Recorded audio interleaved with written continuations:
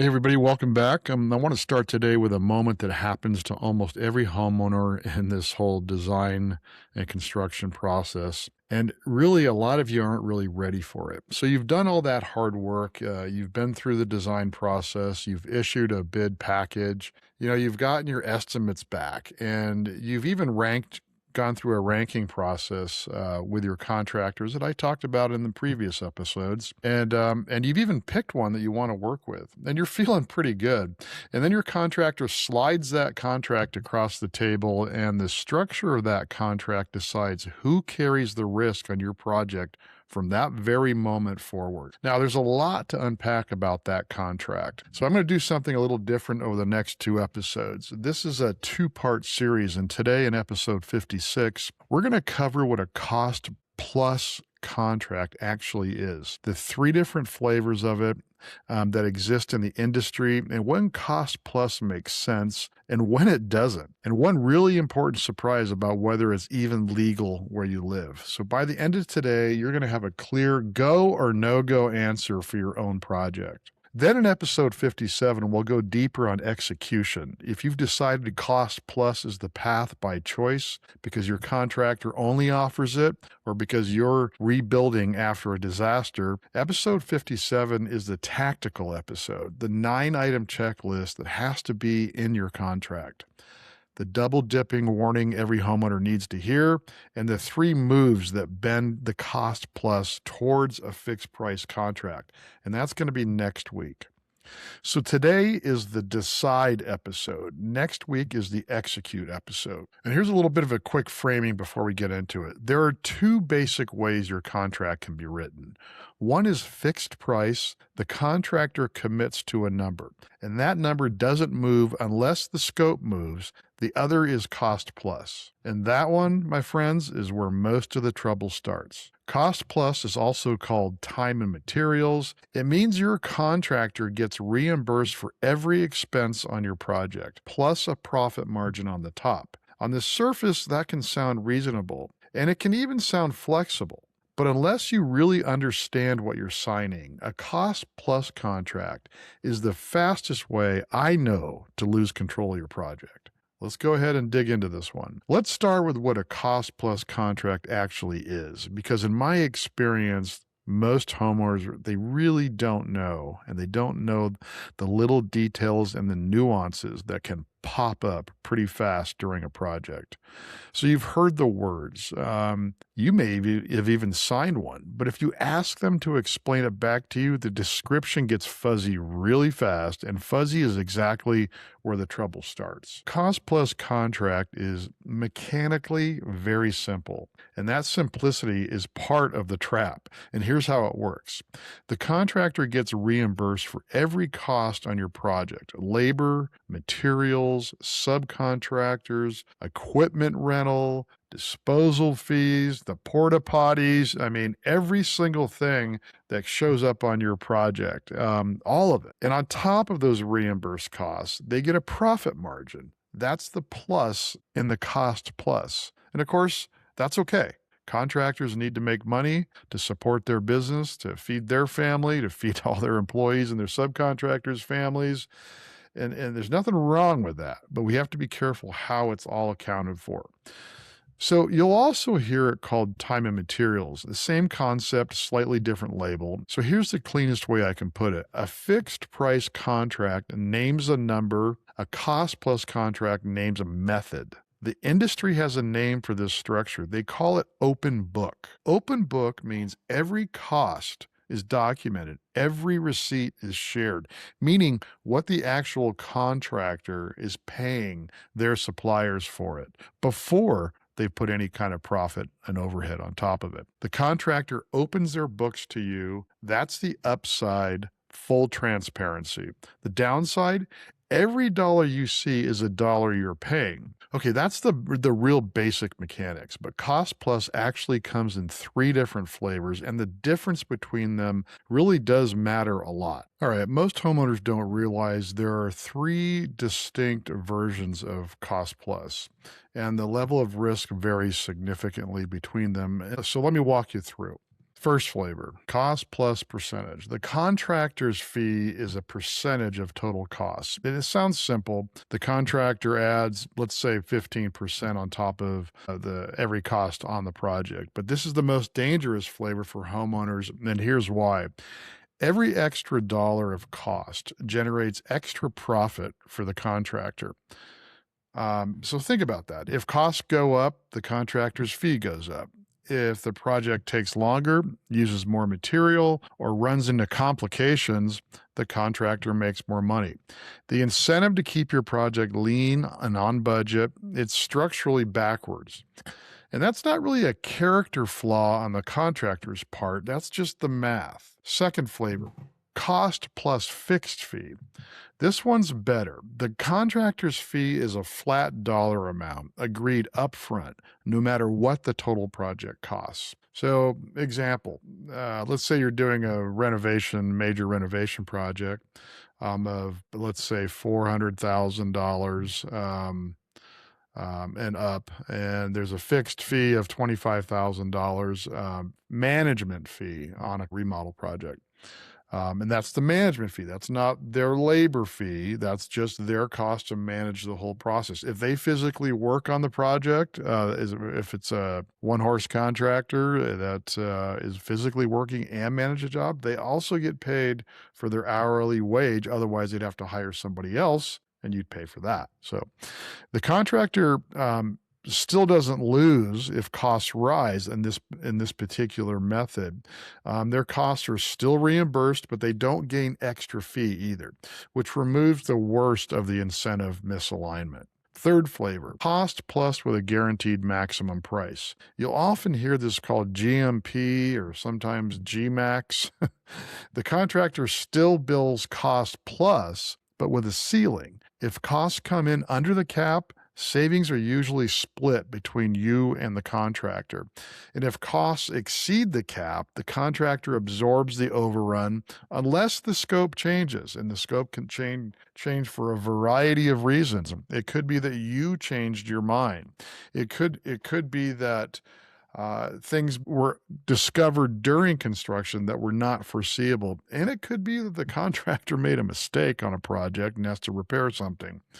But this is really the safest hybrid, and we're going to go a lot deeper on it in episode 57, because if you do end up in a cost plus contract, getting a GMP into it is probably the single most important move. So quick industry note here. GMP is what most commercial owners insist on, and it's standard in AIA contract documents, which is American Institute of Architects. So A103 document template is cost plus without. Specifically, AI document A102 is cost plus with the GMP, and AIA contract A103 is cost plus without a GMP. So useful names to know if you're talking to your contractor and you're not necessarily satisfied with their contract documents. So let me make this concrete. Say you're doing a kitchen remodel. Costs come in at $130,000. Under cost plus percentage, 15%, the fee is $19,500. And if costs had hit $175,000, instead, the fee would jump to $25,500. Under the cost plus fixed fee at $20,000, the fee is $20,000. Doesn't matter what the costs come in at, the fee doesn't move. Under cost plus with a GMP capped at $150,000, your maximum exposure is $150,000. Period. If actual cost would have been $170,000, the contractor has to eat the difference. Same project, same cost, 3 completely different deals for the homeowner. The structure really does matter. Okay, let's talk about what that markup actually looks like in dollars. The industry standard markup range on residential cost plus runs 10 to 25%, with 15 to 25% probably being the most common. And keep in mind that these margins, at 15%, that's pretty low. At 25%, that may seem high, but when you get into a fixed price contract, there's a good chance that they will build in even a higher percentage because they're assuming all the liability. So if you're in the 20 to 25% range, the reason a contractor will commit to that is because in a sense, their profit margin is actually guaranteed. There's no chance of degradation of their profit margin unless they make a major mistake and you have an agreement that they don't get paid for that, which is a whole nother thing to talk about some other time. So on a $300,000 project, a 20% fee is $60,000, and a $500,000 project, the same 20% is $100,000. So that's not a small number, but it's also not necessarily unreasonable. And that fee is what covers the contractor's overhead, their insurance, their supervision, and their profit. And they are running a business and they have payroll, they have a truck fleet, they have tools and trailers and an office. That fee pays for all of it, and not just the contractors into the contractor's pocket. But you should know what you're paying for. So here's something to watch for. A contractor offering well below the typical range looks like a win on the surface, right? 6% fee instead of 15. It could be legitimate. It could also mean they're planning to make up the difference inside the cost line items by hiding profit in subcontractor markups. Materials handling charges, tool rental fees, places that aren't called out as fee in the contract, but are still flowing into their pocket. So your defense is asking for full disclosure of how every dollar moves through the project. Episode 57 covers exactly how to do that.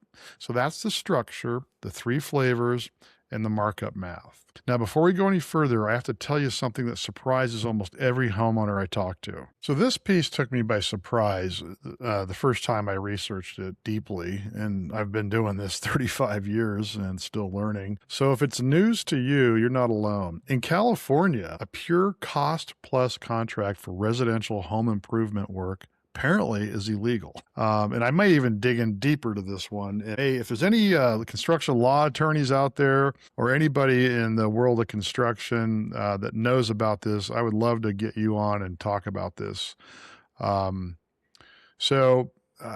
Illegal. So let me give you the specific citation because this matters and you should be able to look it up for yourself. And this is specifically to California, but you ought to check in your state too.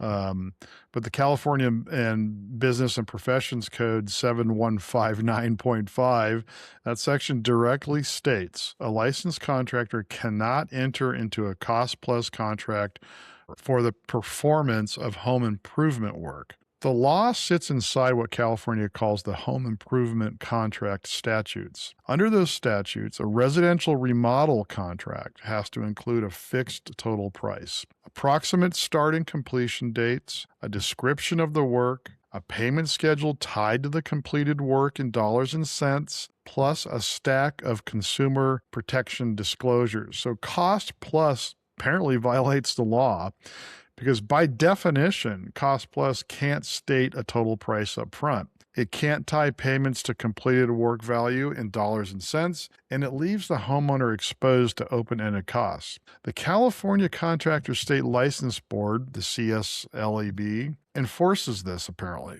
and they can issue citations up to $5,000 per violation. They can suspend or revoke a contractor's license, and here's the kicker. You, the homeowner, can avoid the contract entirely at your sole discretion. So now think about what that means. If you signed a cost-plus contract for a residential remodel in California and the project is going sideways, you have an exit. The contract isn't enforceable against you the way a compliant contractor would be. Now, I'm not a construction law attorney, and before you take any drastic measures or before you even enter into a cost-plus contract, I recommend you consult with somebody who knows more than I do, but because I'm just learning this myself. I never did cost-plus contract, fortunately, but I don't know how long that law has been in place. But that's an enormous protection that most homeowners really have no idea exists. So you might wonder why California specifically came down this hard, and the reason is pretty simple. They got tired of seeing homeowners destroyed by these contracts. The home improvement contract laws in California were designed to address a pattern. Contractors taking deposits in excess of work performed, projects abandoned midstream, homeowners with no documentation of what they paid for, disputes the homeowner really couldn't win. Cost plus contracts in residential remodels were repeatedly cited in the CSLB compliant data as the structure most associated with these problems. So the legislator wrote the prohibition. It's not that California thinks cost plus is theoretically bad. It's that the empirical evidence said homeowners were getting hurt at scale. Now, there are some important exemptions you need to know about because they probably matter to your situation. Exemption number 1, new construction on vacant land. So if you're building a brand new home from the ground up on previously empty land, that's not home improvement under the code. Cost plus is permitted there. Though even so, you'd want all the protections we'll cover in episode 57 because frankly, cost plus in a new home construction could even get worse. So number 2, service and repair work, small emergency repairs, plumbing service calls, things where the scope genuinely can't be defined in advance. Those operate under a different code section with its own time and material rules and limited to specific situations. And number 3, commercial construction. The home improvement contract laws only cover residential work between a contractor and the owner or tenant. And commercial projects play under a different rule book entirely. And projects under $500, tiny jobs are exempt, but few people would use a formal contract for that anyway. So here's the important nuance. Even on exempt projects, the spirit of the law tells you something. The state of California decided this structure is so risky for homeowners that they banned it for the most common case. That should inform your thinking. I know not everyone's listening in California, so let me put this in the national context. It looks like most other states permit cost plus residential contracts, but also have some form of consumer protection law on home improvement contracts. So check your state's contractor licensing board. That's where the rules will be. And California is currently the strictest. Other states have considered similar legislation. As consumer awareness grows, more states may follow. So wherever you live, the underlying issue is the same. Cost plus shifts the financial risk onto you, the homeowner. The legal landscape just changes the urgency. So here's an action item for you. If you're outside California and your contractor offers cost plus, ask them to point you to the consumer protection rules that apply in your state for cost plus. A contractor who cannot do that immediately is a contractor who knows what they're doing. A contractor who hand waves the question is a contractor you should think very carefully about working with. So whether or not the law applies in your state, the protective intent behind it matters. It points to why cost plus exists in the first place and why some contractors and some homeowners still actively choose it. So let's talk about that next. All right, so now given all that, you might be wondering why anyone in their right mind uses cost plus at all. And it's a fair question. The honest answer is more complicated than I expected when I first started thinking about this episode. So let me give you the contractor's side view first. Reason number 1, it's financial risk-free for the contractor. Every cost isn't reimbursed. They never lose money on it. They could blow through their estimate by 50% and they'd still get paid for every hour, every nail, every load of lumber. And number 2, it's estimating burden-free. A real estimate, and we talked about this back in episode 50, takes anywhere from 40 to 400 hours of professional work to produce. That's on the contractor's dime. Cost plus skips it entirely. The contractor can just go to work and bill. And sometimes that's a red flag. So a contractor who only offers cost plus or who pushes hard for it on a project that should be fixed price is telling you something. Listen to it. I'd be doing you a disservice if I really left it there because there's another side to this. Many reputable high-end remodelers genuinely prefer cost plus for complex projects, not because they're trying to take advantage of homeowners, but because complex remodels involve real unknowns that fixed price can't honestly accommodate. So custom homes with shifting design, for example, historic renovations, full gut jobs in 1920s houses. These are projects where forcing a fixed price would require enormous fudge factors that ultimately cost the homeowner more. So think about it. On a high-end remodel where the contractor doesn't know what's behind the walls until demolition, a cost plus structure can actually be the more honest contract because it doesn't pretend to know things the contractor can't actually know. So some of the best builders in the country won't take complex remodels on a fixed price basis. They'll do design build with cost plus and a GMP, and they'll deliver beautiful work. The structure isn't the villain. The structure used badly is. And there's another path in cost plus that nobody warns you about: drift. A project doesn't always start in cost plus territory. Sometimes it just ends up there because of the choices you may not have realized that you were making. And here's 5 drift triggers, I call them, to know. Incomplete plans. The contractor literally cannot price what isn't drawn. So when the plans aren't complete, the contract has to flex, and flex usually means cost plus. And there we go, back to my messaging for the last year and 50 plus episodes. The quality of your plans drives so many different things, and the higher the quality, the more you could push to a fixed price contract. So if you get an answer like, well, I can't really bid this project, I'll just do it on cost plus, that means you probably don't think your plans are suitable to build the project efficiently or effectively. So be careful there. I mean, I mentioned it a million times. Number 2, drift trigger number 2, we'll call it, thin or missing specifications. So without specs, the contractor is guessing on materials, finishes, scope.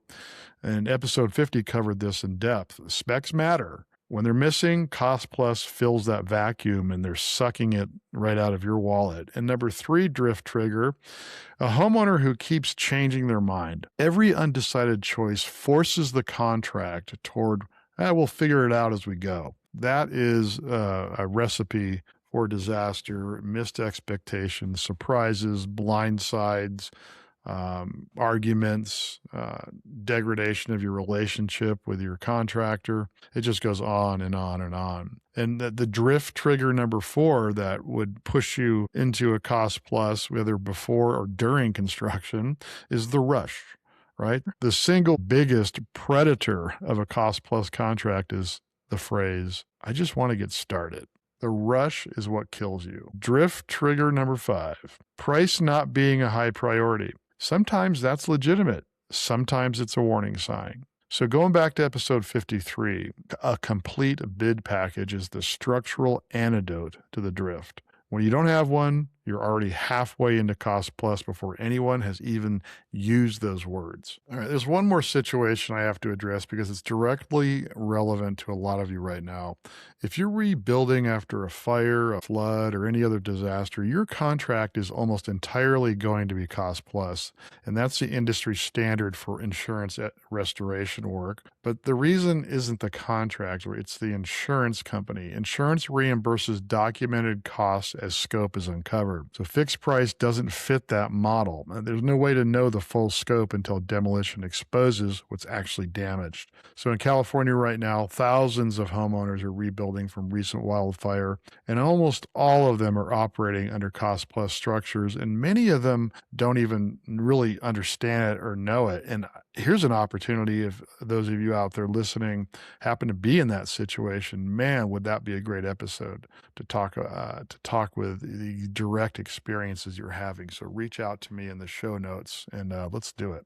But here's an important nuance. Even though new construction on vacant land is exempt from California's prohibition, the protections you need are the same. So the fact that something is legal doesn't mean it's structured well. So if you're a disaster rebuild homeowner, the 9-item checklist in episode 57 is going to be doubly important because the insurance company will only reimburse documented costs, which means your bookkeeping discipline is what determines whether you actually get paid. Think about that. Your bookkeeping. Not the contractor's, yours.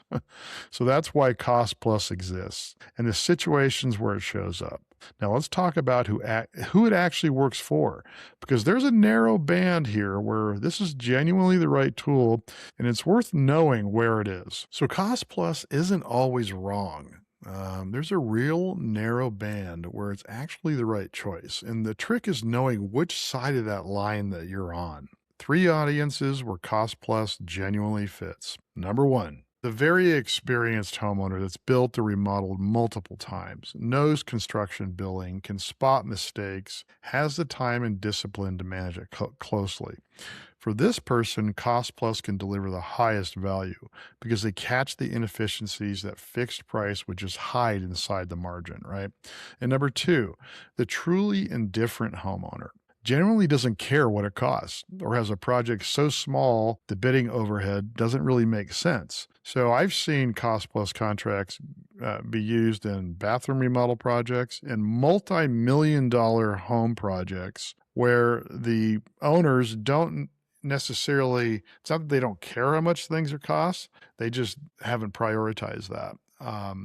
And even even at that said, for people that think they don't care, or don't want to track every single thing themselves, careful, because you could get to a point in the project where you start to become uncomfortable with the way it's going when it comes to the billing and the accounting and the bookkeeping. So it's still scary, but if you happen to be one of those people that don't care how much it costs and you just want to get going, be prepared for it to take a lot longer than it should, and be prepared for it to cost probably more than you thought, and maybe a lot more than you thought. And number three, and this one's kind of an edge case, the great craftsman, weak administrator builder.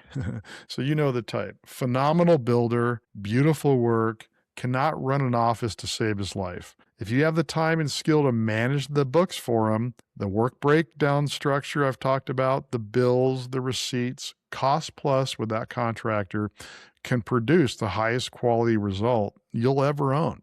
But you have to know what you're doing. Otherwise, you're just funding their disorganization. So cost plus works for three kinds of homeowners: the very experienced, the truly indifferent, and the one with the great craftsman, weak admin builder. So most of you are none of these. So let me tell you the cost plus version of a story you've heard me tell before, Ace the Builder. So some of you are going to recognize him if you've been listening. Ace shows up in my book a few different ways and across this podcast because he keeps appearing in real life over and over. And he's a composite, but he's also very real. Ace the Builder, first conversation. Homeowner wants to build a primary suite addition. 500 square feet. Ace says, yeah, 300 a foot, no problem. Homeowner does the math in his head, 500 square feet times $300, $150,000, walks away thinking, okay, I can pull that off. Now here comes the cost plus part of the story. A homeowner doesn't go to an architect, doesn't get a complete set of plans, throws together some quick sketches, doesn't write specs, doesn't issue a bid package, doesn't run a real bid process. He just signs a cost plus contract with Ace and tells him to start. Ace starts. Bills start flowing in. The plans were rough. Ace makes a lot of decisions on the fly. Materials change because the specs were thin. Subs add hours because the scope keeps shifting. The framers come back twice because the opening for the new bath wasn't called out clearly. The HVAC sub charges extra because the duct routing wasn't planned. Timeline slips. 6 months in, $240,000 spent. Project is about 70% done. Now here's the part that matters, because this isn't a story about a bad contractor. Ace took advantage of a wide open contract. Yes, he did. The homeowner handed him that contract by skipping plans, skipping specs, and skipping a real bid process. Yes, he did. Both contributed, both made decisions that led there. That's the honest version of the Ace story. And honestly, that's why I keep telling it, because if you only blame the contractor, you miss the lesson. The structural choices the homeowner made are what created the opening Ace walked through. So sit with this for 10 seconds. Do any of these describe where you are right now? Does any of this describe where some of your friends or colleagues have been complaining about their contractor, complaining about their project, over budget, taking too long, When you start really drilling down into what the root of these problems are, it's very interesting to find out. So, are you anxious to start? Are your plans incomplete? Are your specs missing? Are you new to construction? Pushing for cost plus because price isn't your top priority? If 3 or more of those describe you, you are not ready to sign anything, let alone a cost plus contract. If you're the very experienced homeowner, the truly indifferent one, or you have the great craftsman, weak admin builder situation, then cost plus might fit with the protections we'll cover in episode 57. So if any of this is starting to sound familiar, or if you are sitting there trying to figure out which side of the line you're on, let me give you the framework. 7 specific questions to ask yourself today before you make a final call. All right, so before you sign any cost plus contract, sit with these 7 questions and be honest with yourself. The answers will tell you if you're ready or whether you've got more work to do first. Number 1, how concerned am I about the total cost of the project? It's almost a dumb question, but keep that in mind. Some people are renovating because they've lived in their home for 30 years and they just want the best that they can get. And some people have a lot of money. They just want to build their second or third home. But other people are really concerned about the price and have a very limited set of funds. So how concerned am I about the total cost of your project? Very concerned? Then cost plus is the wrong structure for you. Cost plus trades certainty for flexibility, and certainty is really what you're after. Number 2, how tolerant am I of not knowing the exact cost before you start? If your honest answer is, not really, you walk away from cost plus. Question 3, how concerned am I about the duration of construction? So cost plus structurally rewards delay. Whether it's consciously, subconsciously, intentionally, unintentionally, however you want to word it, have a deadline. This is the wrong structure, period. Question 4, can I tolerate delays from material supply issues, weather or unexpected complexities? Cost plus passes those delays directly to your wallet. Number 5, am I willing to invest the time and money to thoroughly document the project? A cost plus contract managed without documentation is just a checkbook with a contractor's name on it. So keep that in mind, because there's a pattern here, or almost a contradiction, that the more thorough the plans you develop and specs gives you more of an opportunity to a fixed price contract. But the more thorough and your plans and specifications also help ensure that your cost plus project could go better too. So you can't get around generating quality set of plans and specs and scope of work. Number 6, is my contractor willing to create a budget and manage costs along the way? If they push back on this, that's your answer about whether to work with them. So keep in mind that a lot of cost plus contractors, good, credible contractors with a high level integrity that do cost plus, will still do and establish a budget. It's almost like the guaranteed maximum price, but not necessarily. They will establish a budget for the project based on what they can off of the plans, so that you have some sense, and then you work off of that budget. But you have to be careful, because it's not necessarily part of the contract. 7, do I have a good feeling about my contractor candidates, or am I just selecting the cheapest one? So cost plus magnifies whatever you got wrong about contractor selection. Trust matters more in cost plus than in any other contract structure, because the contract itself doesn't really protect you. The contractor's character does. If most of your honest answers point toward, I want certainty, I have a deadline, I'm new to this, cost plus is the wrong structure. If they point toward, I'm experienced, I have time, I trust this contractor, total cost is genuinely secondary, cost plus might fit with the protections coming in episode 57. So that's your framework. Print those 7 questions out, sit with them, talk them through with your spouse, your design team, anyone you can trust, then make your call. All right, so let's go ahead and wrap this up. A cost plus contractor, also called time and materials, reimburses your contractor for every cost they incur, plus a profit margin. Comes in three flavors: percentage, fixed fee, and cost plus with a guaranteed maximum price, the GMP. Percentage is the most dangerous for homeowners. GMP is the safest hybrid. Markups typically run 15 to 25%. So on a $500,000 project, 75 to $125,000 a fee. In California, pure cost plus contract for residential home improvement sounds like it's illegal under section 7159.5, though new construction on vacant land and disaster rebuilds operate under different rules. And Cost Plus genuinely works for three narrow audiences: the very experienced, the truly indifferent, and the homeowner with a great craftsman but doesn't know how to run an office. Most of us are really none of those. So if those 7 questions told you Cost Plus is wrong for your project, you have your answer. Walk away. So if you want to go deeper, in section 3.202 of my book, The Awakened Homeowner, has the full framework. I'll drop the link in the show notes. And while you're there, grab the free download, which is my story of the tale of 2 homeowners. It's a quick read that will save you a lot of pain before you even start. And I'm starting to build little micro tools for you. So that will also be a free download that you can just click in the show notes, download the little micro tool to help you decide if you're a fixed price or cost plus a candidate. And that should help you so you don't have to print anything out and write anything down.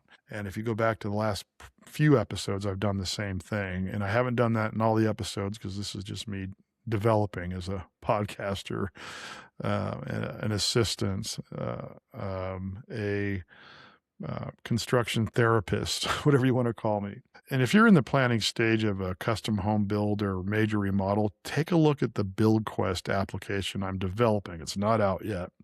It's the platform I'm been developing for homeowners exactly like you. And you can sign up for a free beta as a free beta tester at buildquest.co. And we're getting closer and closer. What a process that is. So if this episode helped you, please share it with someone who's, staring at a contract right now. That's the homeowner that needs this most. And send your questions in on Instagram. I think I'm going to stop posting on Facebook. I've never been a Facebook fan. I'm going to focus on Instagram and the private community that I'm building. And you can also go to the website or just email me directly at www.reed, R-E-I-D, at theawakenedhomeowner.com. And I read everything that comes in, and your questions shape future episodes. So coming up in episode 57, part 2 of the Cost Plus arc, if you decided Cost Plus is the path by choice, by contractor preference, or because you're rebuilding after a disaster, episode 57 is the tactical episode. The 9 items that absolutely have to be in your contract. 3 double dipping warnings every homeowner needs to hear, and the 3 moves that bend Cost Plus towards fixed price. And that's it for today. And as always, I'm Bill Reed, your home building coach. I'm here to enlighten, empower, and protect you. Now let's go make it happen.